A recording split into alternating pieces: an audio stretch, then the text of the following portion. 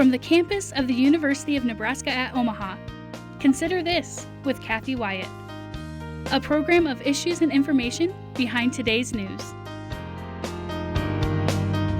A lot of times folks are suffering with this and keeping it a secret. It's shameful, it's dangerous for other people to know about it. Domestic violence is a crime of power and control, so as soon as the abuser feels like they are losing control, that is when it gets most dangerous for their victim.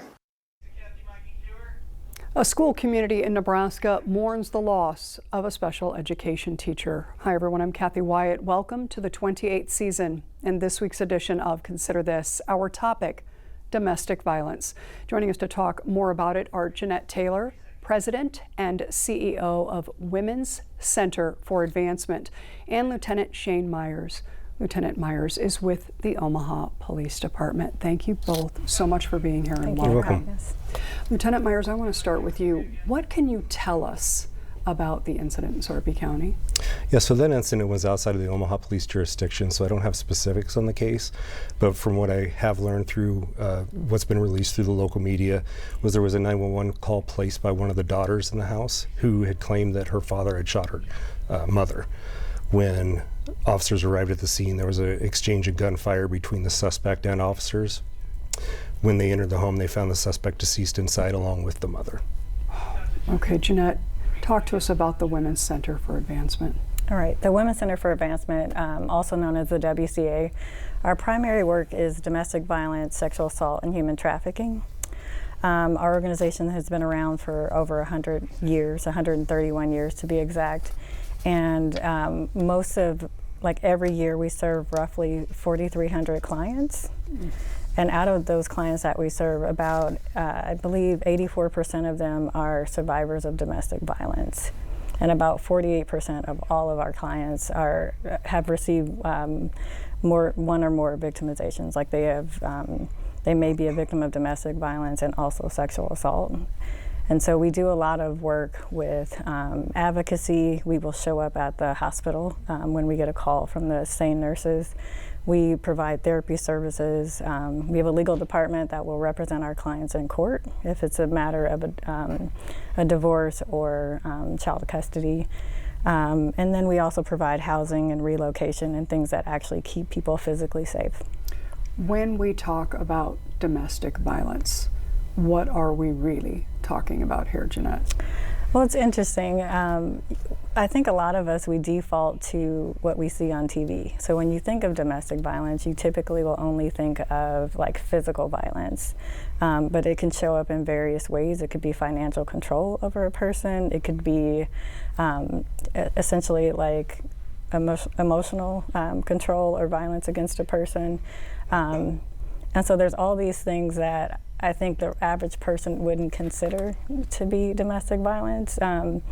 One of the most important ones I believe we never talk about is the financial abuse. And that is typically an abuser will sort of maintain their power and control over the victim by cutting off their resources to money. Like, you can't leave me and get an apartment because you don't have a job. You can't leave me because you don't have money to put down for housing. Or they may not have access to a vehicle. So they're essentially, the abusers will make the victim so dependent on them financially that they are in bondage. Okay, and Lieutenant, domestic violence just much more common, I think, than people may think. We're going to put up a graphic for our viewers. Tell us the story behind the numbers that we're going to be seeing up here.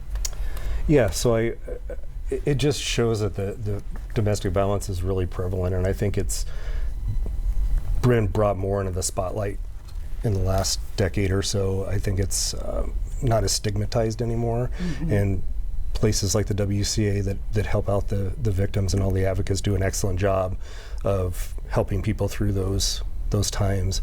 So I think those numbers are going up, not because it's increasing, but because there's more awareness and people are more willing to get help. Okay, and I want to put up another graphic for our viewers, and as we do that, talk about domestic violence across the state of Nebraska. Yeah, so as you can see, the Omaha metro area has a pretty big red spot, but it is just prevalent across everywhere. If you were to look at Omaha as just a whole in the metro area, you can expect certain crimes to happen in certain more populated areas, such as vehicle thefts, things like that. But if you were to look at domestic violence over a screen of Omaha, it's going to be dotted throughout the city. And I think that's what you're seeing here in Nebraska, is wherever there's a population base, there's going to be, those numbers are going to be pretty steady across the entire state. Jeanette, that kind of reemphasizes the point that nobody is immune here, right? Mm-hmm. When we say the word victim, put a face to that for us. Who are these people? So if you were in a room of 20 people, it would be 1 in 4. So there's likely to be like maybe 5 people in a room that have experienced some form of abuse. I think often we assume that there is sort of like a visual, like this person is low income, all the stereotypes, add those. And that's not the case. Like, everyone experiences domestic violence regardless of where they live, their socioeconomic status. And I think that is surprising when I talk to people about that.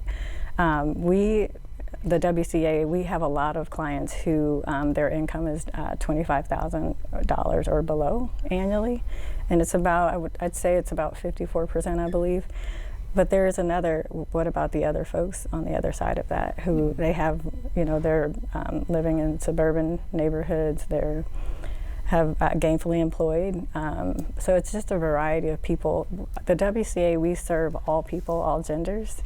And so I think the other misconception is that someone experiencing domestic violence is a female, and usually a female with children. We serve men, we serve all gender identities. And so I think you may encounter someone during your day-to-day that you think has like this perfect life, and part of the stigmatism is that they won't admit that they are suffering from domestic violence because they don't fit the stereotype of what people believe that a victim should look like, if that makes sense. Mm-hmm. Yeah, it does. So. And I would imagine that what you do is truly a calling. And I guess at this point in the discussion, I want to ask, how did you get into this line of work, right? Yeah. And what keeps you going in it? Oddly, I just had this conversation yesterday with someone. I don't have anyone in my circle, like my circle of friends or in my network, that hasn't experienced some form of violence, whether it's domestic violence, sexual violence. It's just, I don't know one person in my circle that hasn't. And I have a pretty large circle and pretty diverse. I think this work is so critical because people are literally suffering in silence. It can literally lead to a homicide, as you referred to earlier. And usually on the back end, you have people say, oh, well, I didn't know there was a problem. They seemed so happy. Mm-hmm. Well, that is the thing. An abuser will give the appearance that everything is fine and they're in this loving relationship. And then behind the scenes, it's essentially power and control. And the survivor is just trying to make it through the day. And so this work is critical because essentially a lot of people live in the shadows and they're afraid to come forward because it could hurt them or their children, and they also don't know what resources are available. There's a bit of shame to it, just I should have left, I should have done this. But on the back end, survivors are literally protecting themselves and their children, sometimes by staying.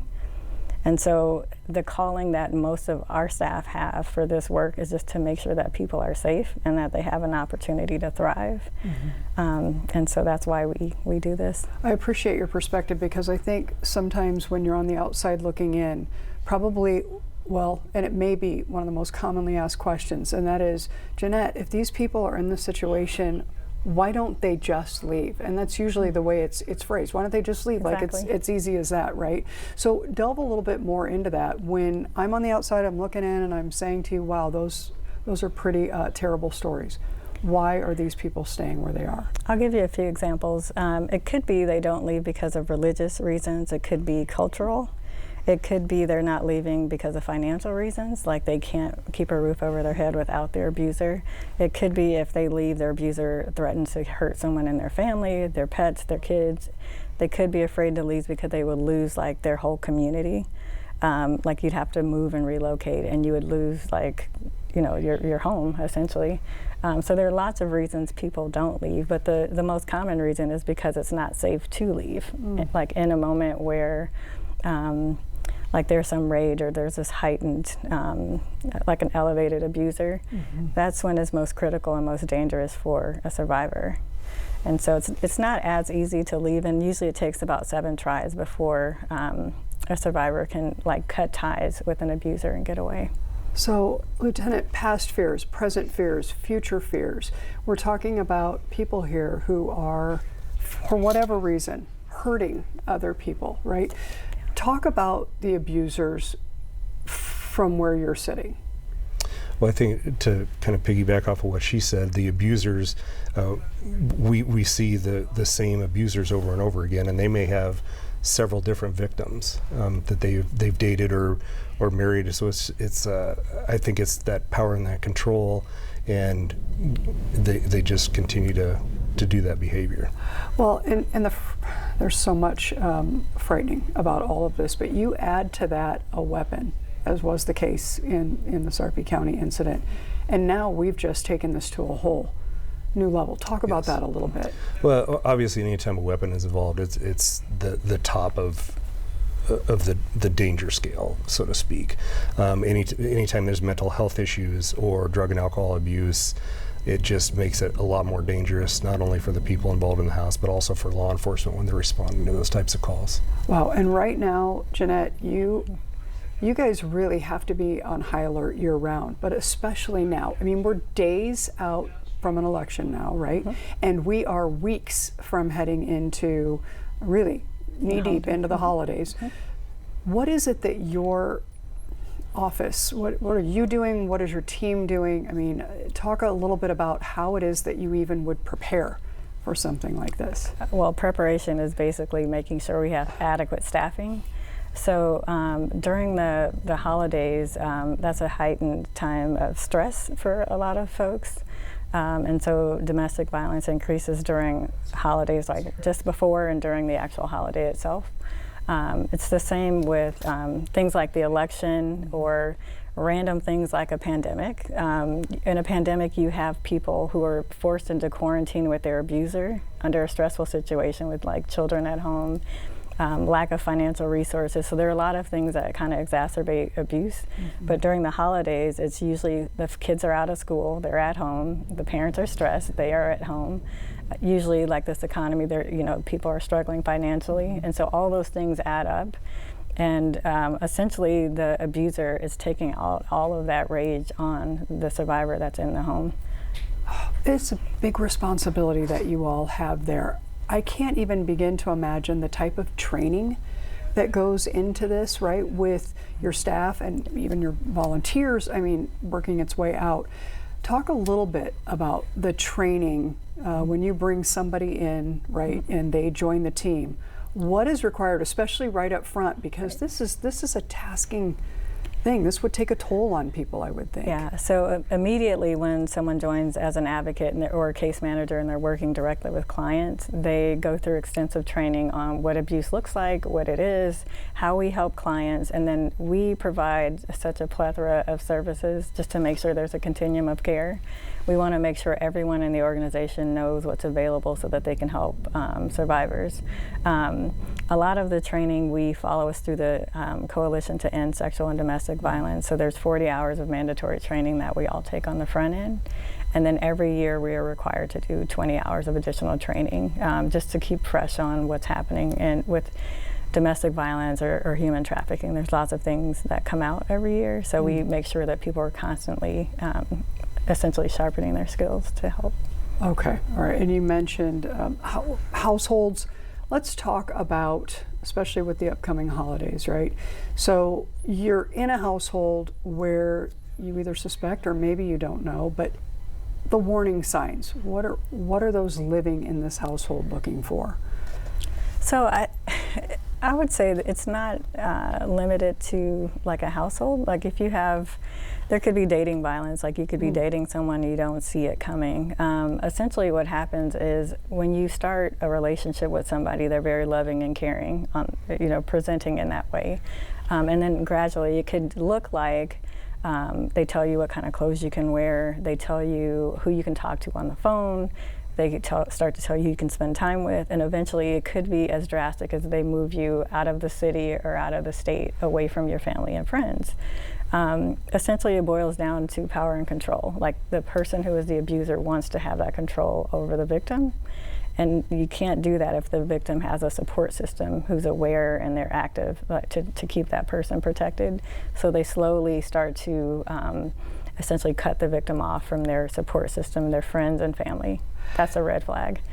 Okay, let me ask you this. At what point, because we as human beings tend to have this, I just want to believe the best in everybody, right? So you get into this new relationship or whatever the case may be, and the warning signs are there, but you're thinking, no, this is just it was just the day, or this is just the week, or whatever the case may be, and you start to kind of come up with excuses because you maybe really like this person, or maybe it's a family member and you don't want to get anybody in trouble. At what point do you say, this could be serious, this is happening enough? And I think it's serious the first time it happens.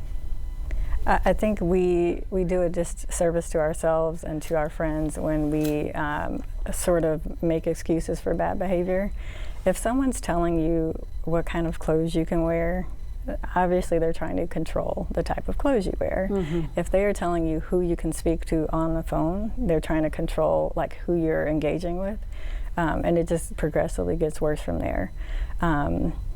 You have to pay attention to those things. A lot of folks that I've talked to, things that they didn't think were weird at the time, it was like an abuser essentially shows off their weapons, like they are, oh, I have this gun or I have this, and that's just not something that you would do. And so these are, to me, they're all red flags and things that if someone is starting to control you, if someone is trying to cut you off from your family and friends, if someone hits you, if someone talks down to you, those are signs of abuse, and it will progressively get worse. I don't believe it would get better unless they actively did something, like join a batterers intervention program or something. It'll progressively get worse.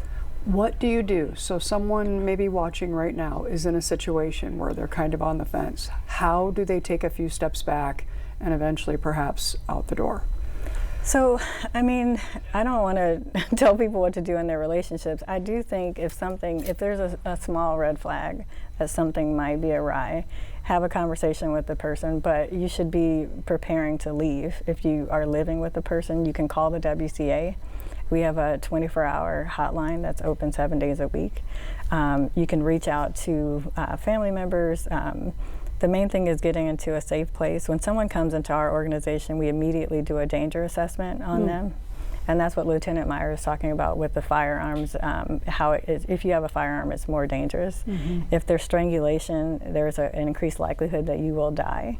So if you experience any of these things, you immediately need to reach out to an organization like the WCA. Okay, Lieutenant, I want to ask you, for those people who have coworkers or people, you know, that they know from church or whatever the case may be, Jeanette's done a really nice job of giving us kind of what to look for in relationships that way, but these are a little bit different, right? These are work and church and so forth.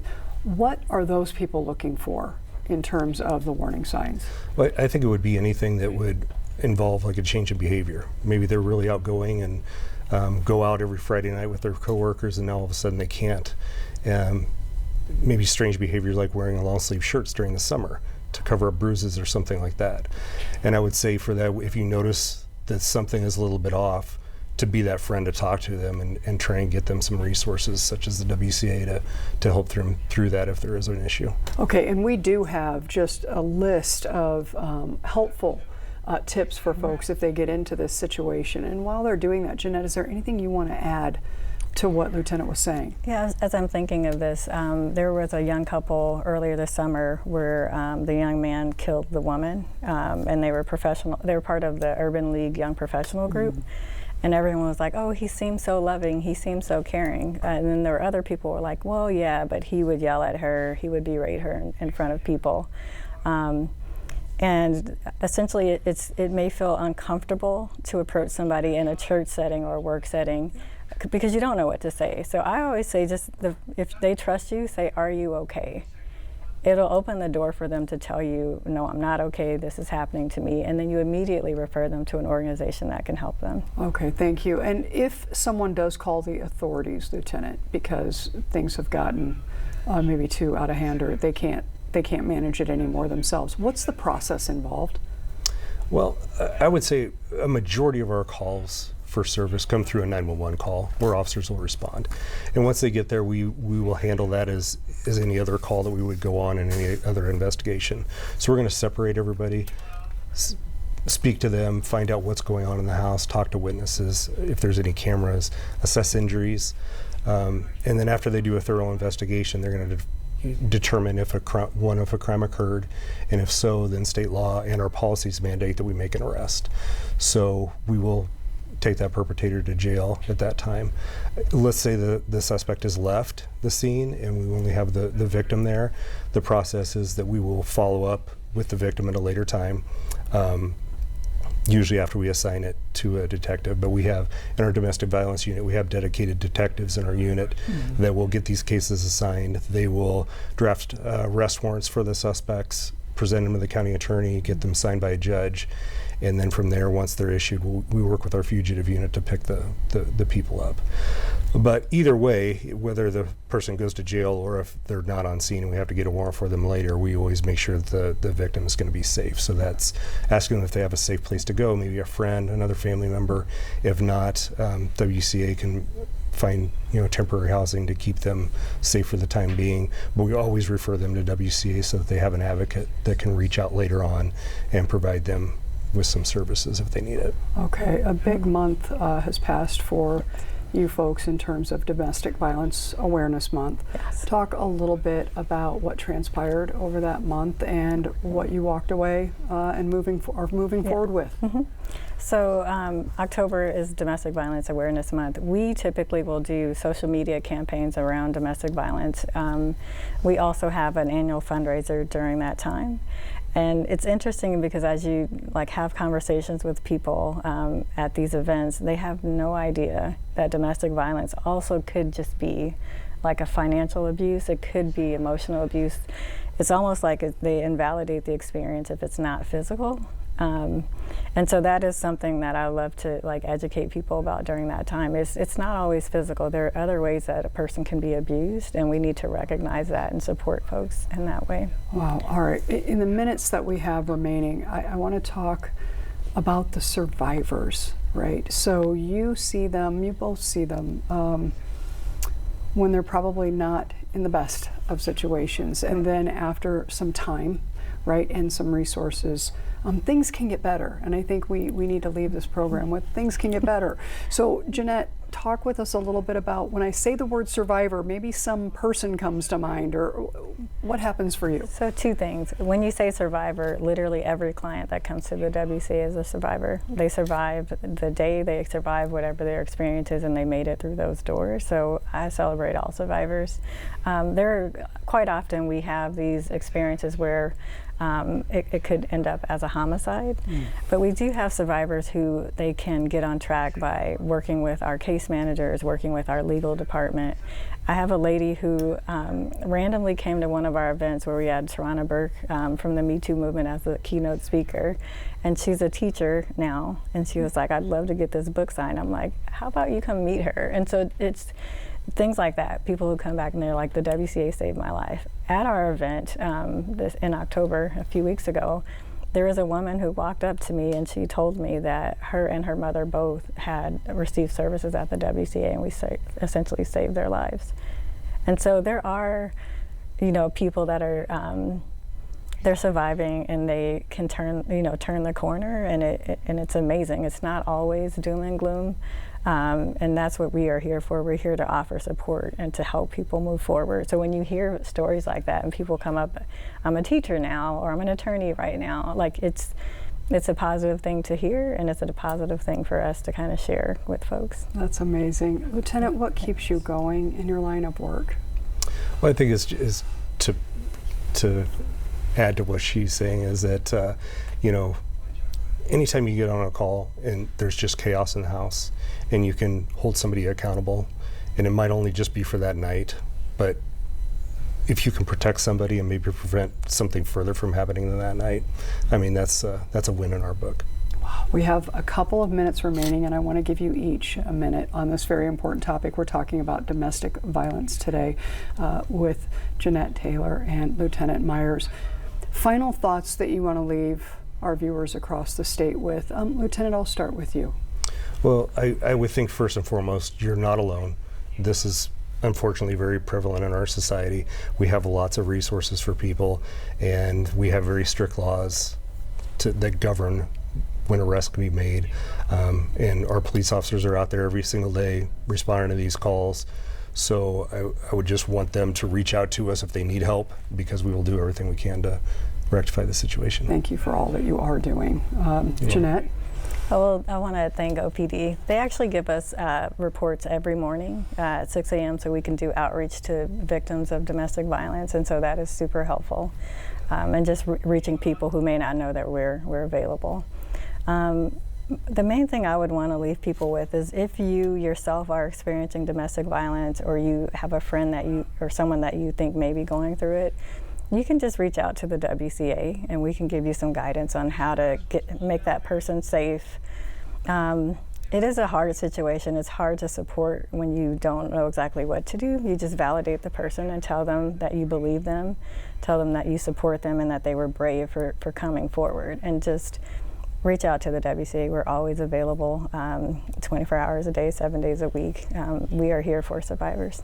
All right, thank you both very much. And folks wanting more information, we do have a graphic that we want to put up in the event that you want to learn more. The National Domestic Violence Hotline is 800-799-7233. Jeanette's organization, 402-345-7273. And of course, the City of Omaha Police Department, 402-444-5600.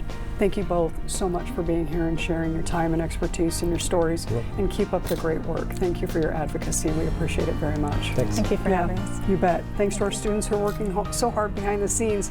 And of course to all of you for watching. We'll see you next week.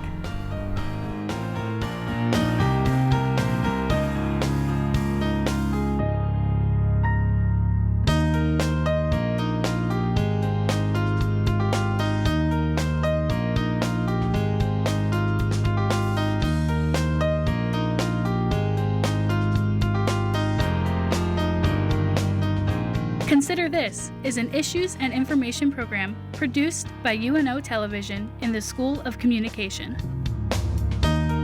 More information and program archives can be found at nebraskapublicmedia.org/considerthis.